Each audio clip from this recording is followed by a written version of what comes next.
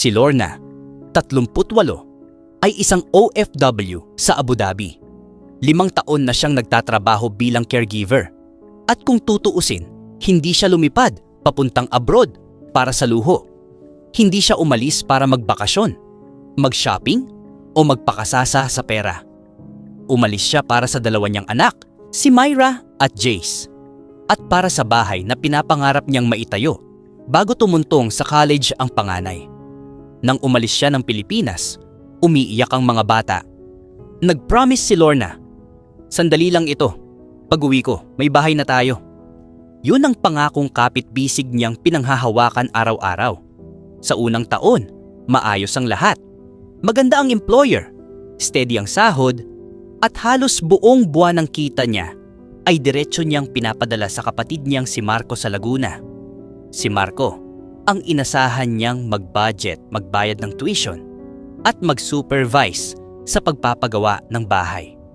Mabait si Marco, at mula pagkabata, siya na talaga ang tumayong tatay-tatayan ni Lorna. Kaya, hindi siya nagdalawang isip. Tuwing video call nila, paulit-ulit itong sabi, "Ate, huwag ka mag-alala. Ako ang bahala sa lahat dito." Lumipas ang 2 taon, pero sa bawat buwan, nagtataka si Lorna bakit wala halos nababago sa bahay. Hindi pa rin sementado ang sahig, hindi pa rin nakatayo ang pangalawang palapag. At sabi pa ni Marco, nagmahal daw ang materyales. Pero nang mabalitaan niya mula sa anak na wala raw pambayad sa school project, bigla na siyang kinabahan. "Ma," sabi ni Tito, "wala na daw tayong pera ngayon." Para siyang sinampal ng realidad. Kakapadala lang niya ng malaking pera 1 linggo ang nakakaraan. Naramdaman niyang may mali. Pero sinubukan niyang maging kalmado, kapatid niya iyon. Hanggang isang gabi, nakausap niya ang kapitbahay nilang si Aling Perla. Hindi niya inexpect ang maririnig niya. "Ay, Iha, hindi ka ba sinasabihan ni Marco? Ang bago niyang motor ha, yung kulay itim. Bili daw niya last month." Tapos halos gabi-gabi silang lumalabas ng live-in partner niya. Parang gumuho ang tiyan ni Lorna. Hindi siya makapagsalita. Lahat ng pinaghirapan niya, lahat ng gabi na hindi siya nakakatulog sa pag-aalaga sa pasyente, lahat pala iyon, may ibang gumagastos. Sa oras na iyon, gusto niyang tumawag kay Marco at pagsalitaan. Pero hindi niya ginawa. Inantay niya ang tamang oras. Nagpadala ulit siya ng pera, pero hindi kay Marco. This time, direkta niyang pinadala sa school, sa hardware, at sa mismong engineer. At doon na unti-unting lumabas ang katotohanan. Isang araw, galit na galit si Marco, nagme-message, "Ate, anong ginagawa mo? Bakit hindi mo ako sinasabihan? Hindi daw bayad ang tuition." Sagot lang ni Lorna, "Bayad na. Ako mismo ang nagsettle." Nagduda si Marco, kaya tinawagan siya ng paulit-ulit. Hindi niya sinagot.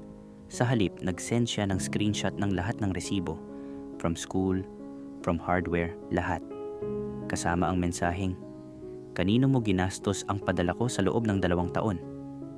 At doon na natamimi ang kapatid niya. Walang reply, walang paliwanag, tahimik. Hindi nagtagal tumawag ang nanay nila, umiiyak, humihingi ng tawad. Ang sakit marinig na mismong pamilya ang nagbulag-bulagan at tinolerate ang kapalpakan ni Marco. Pero hindi sumigaw si Lorna. Hindi siya nagwala. Hindi siya nagmura. Sa halip, sinabi niya ang isang linya na tumama sa lahat. "Hindi ko hinahanap ang pera. Hinahanap ko ang respeto. Yung hindi ako ginagawang tagapadala lang." Noong umuwi si Lorna, pagkalipas ng 4 na taon, tahimik ang buong pamilya. Nakatayo na ang bahay. Hindi perpekto, pero maayos. Ang mga bata, honor roll. Pero si Marco, hindi siya nagpakita nung araw ng pagdating ni Lorna. Siguro dahil sa hiya, o baka dahil hindi pa rin niya kayang aminin ang ginawa niya. Sa unang gabi niya sa bagong bahay, tumingin si Lorna sa kisame at napaluha. Hindi dahil sa sakit, kundi dahil sa lakas na natutunan niya. Doon niya na-realize, hindi lahat ng kahinaan ng tao ay kakulangan ng pera. Minsan, kakulangan yun ng puso. At para kay Lorna, ang tunay na tagumpay ng isang OFW ay hindi lang nasusukat sa dami ng padala. Nasusukat iyon sa tibay ng loob na kahit paulit-ulit masaktan, bumabangon pa rin para sa mga anak.